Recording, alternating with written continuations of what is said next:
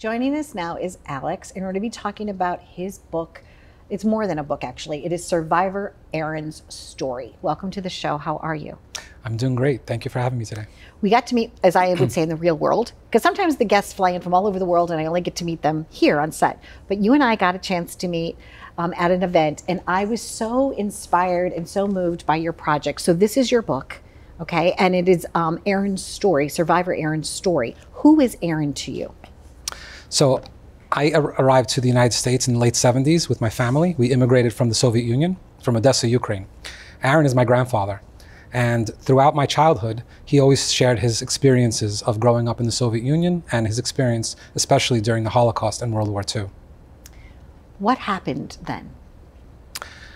As we all know, the Nazis wanted to occupy and take over much of the land in surrounding Europe.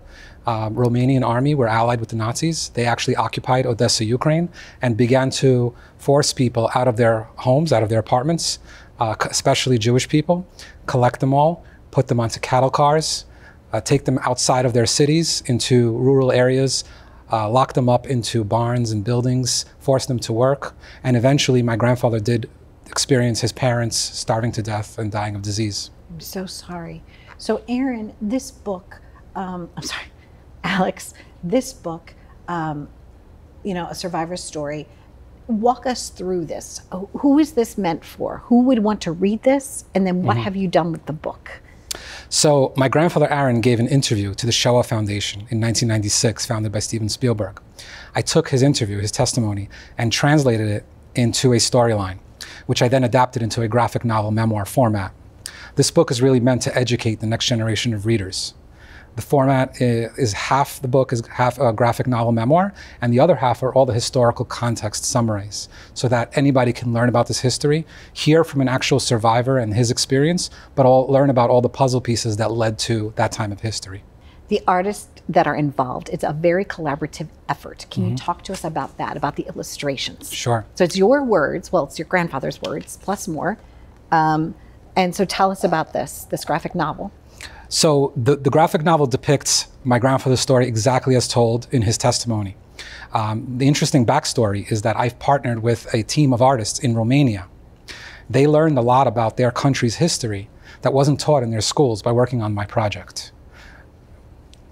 Now, in addition to the book, what have you created? Because now this book has also come to life for people. Yes. So originally, I adapted the content of my book into a multimedia presentation that I've taken on a roadshow, and I've presented to educators, students, and a variety of community centers. I took that multimedia presentation about a year ago and converted it into an interactive virtual museum that anyone can visit 24/7, free of charge. It's a supplement to the book, and it's really an educational tool for teachers and communities to visit and learn about this time of history. Now, Alex, you work in technology now. What has the response been from the people that know you to see what your small idea keeps growing and growing? What has the reaction been? The reaction has been amazing. A lot of praise from people I know, colleagues, but also about half a year ago, my interactive museum received a Webby, which is considered the Oscars of the internet.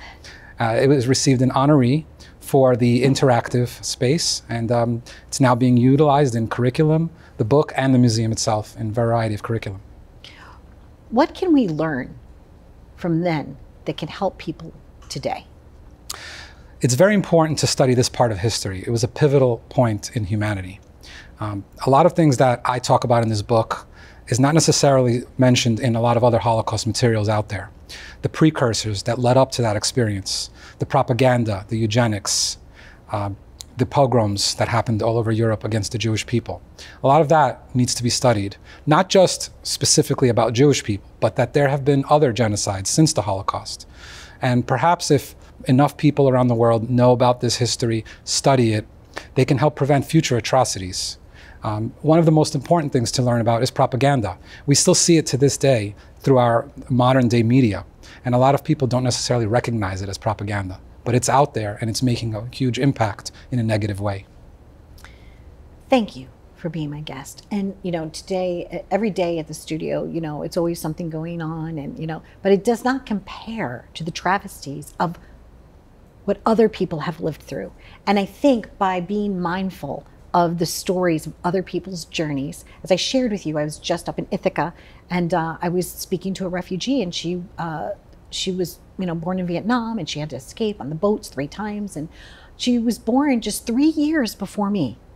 3 years before me, and how different my life and my journey is compared to hers. And I think that's another life lesson in this, Alex, is that when you look at what other people have gone through on their journey, the little things should not matter, right? The little things, the things that we get frustrated about and things like that, it's like, really?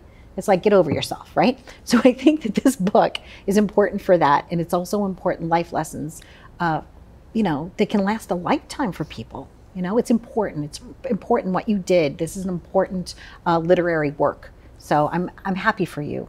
I'm happy that you did this, because it takes a lot, right? Many hours, a lot of funding goes into this. How can people help support you with this project? So they can visit the website by going to survivoraronsstory.com. Okay. It's Aron with 1 A.